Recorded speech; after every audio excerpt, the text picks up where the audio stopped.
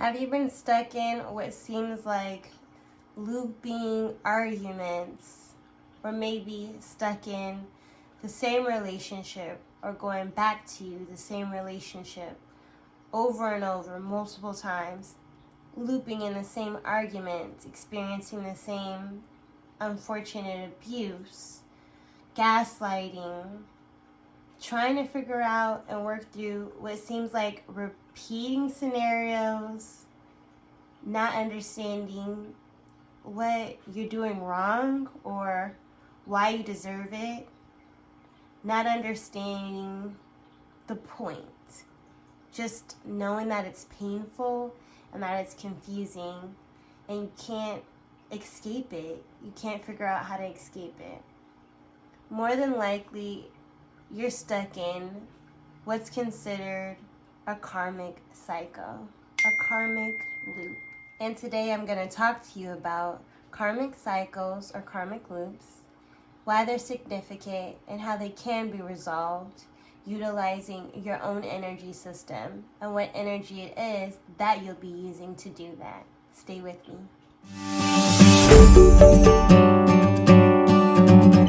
Saturn energy is the driver of karma because it is the energy that is associated with completing tasks within a lifetime. It is the energy that is associated with what we have committed to complete in a physical form.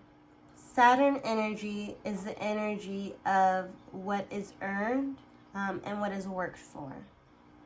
Saturn energy matters when it comes to karma because it can even be or show up in the areas of unfinished business, unfinished task, uncompleted task, incomplete soul growth or soul evolution, the opportunities for such within your soul's journey. So when you have these uncompleted tasks during your soul journey that you are tasked to see through, that you don't see through, or that you don't complete or learn the lesson from, you then repeat the cycle. But I'm sure the question really at that point becomes, well, what exactly is karma? And how does karma really work? Is it simply good or bad? Building like good credit versus bad debt and things of that nature. So I'll spend a few minutes explaining essentially how karma works with our soul. So essentially karma is the consequences for everything that we do or don't do on the soul's journey. Now, whether this would be deemed good or bad really is relative because just like in the majority of life situations and circumstances, morals or morality is arguably relative because each person's perspective or perception of reality differs based on how they see the world, how they engage and interact with the world, and their own, again, reality. And because it's the soul's journey, these consequences run from lifetime to lifetime. The concept of karma being that if we die and we leave an unresolved issue with a person or an unresolved situation or circumstance with people, or maybe we've done more harm in our lifetime than we have good, or have been loving and compassionate and understanding, have acted with grace or with mercy, trying to see the other person's side and being vigilant in a helpful way, your soul will yearn to come back to make amends for that, to try to fix or repair that lifetime, that experience again of being more harmful or doing more damage or hurting people, instead of having been more compassionate. The concept being that you come back and have the opportunity in the new life experience to resolve those said unresolved issues and show up differently with a different level of consciousness, so that you're able to evolve and grow in new experiences. Karma allows the opportunity to complete unfinished goals, tasks, pursue opportunities that you didn't get to pursue in a lifetime previous, all for the development of your soul. Any opportunities you missed that would have contributed to the evolution of your soul. Karma works in that if you pass the test, learn the lesson, you get to evolve to the next level. Now, just to touch on showing up in a maybe more harmful way versus loving and compassionate way. Typically, harmful or hurtful actions are tied to lower vibration, lower consciousness at an energetic level.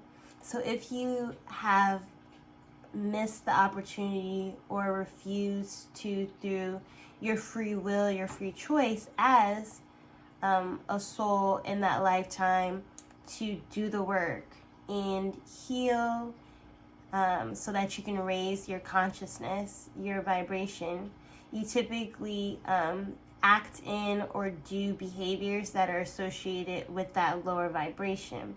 However, if you choose to do the work and you raise your consciousness, thus raising your energetic vibrations, you operate in love, because that's what is associated with higher vibrations, higher frequency. And the higher vibration and the higher consciousness raises, the more you are united with the fact that we all are interconnected. We all are one universal consciousness. Thus, you build the foundation of universal love for yourself and for others. Of course, your actions in that sense begin to match that. You operate in more love, compassion, with more grace, more balance, because you have grace for yourself, thus you have grace for others. You have love for yourself, forgiveness for yourself, thus you have forgiveness for others. You lack the tendency to act out behaviors or patterns that again are associated with that lower consciousness, that lower vibration.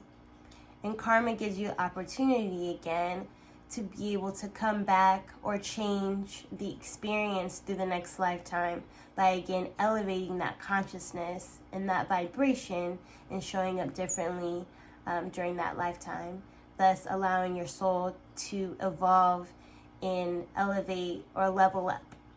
So you can think of it as bad luck being conceptually negative karma, and good luck or favor, another word for that, being conceptually the return of karma credit or good karma.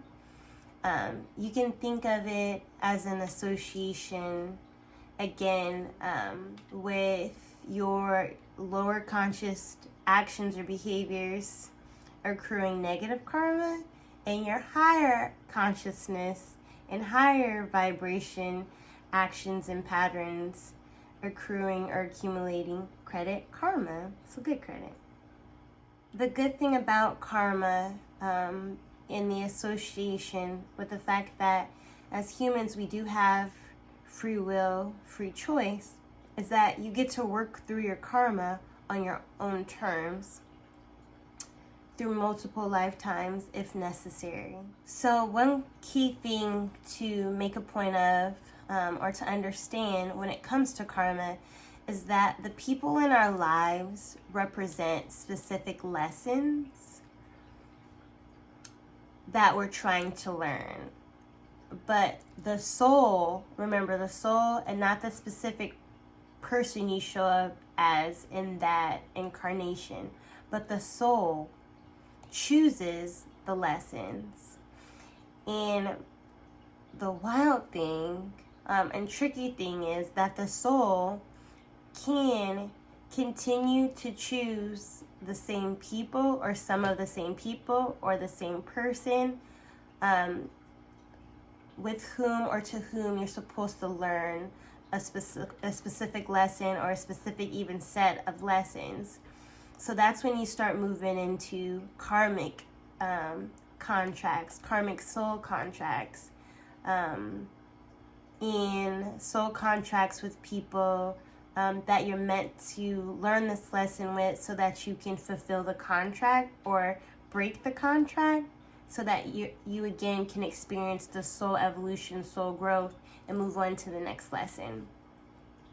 So our soul or our spirit enters into, again, the physical body within that incarnation to learn the lessons about emotions, relationships, sexuality, money, and a myriad of other things. But all of this is still energy, right? All being energy. And we learn to work through the energy. So think of every action causing a reaction is probably the best way to think about that.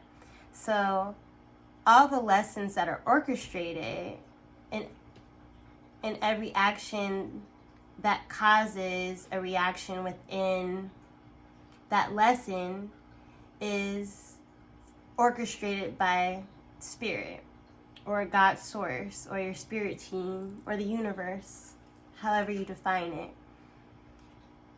So essentially humans can measure the progress they're making within the lifetime and within the karmic lessons or karmic cycles based off of what's actually happening in their life and in their everyday ongoings and surroundings.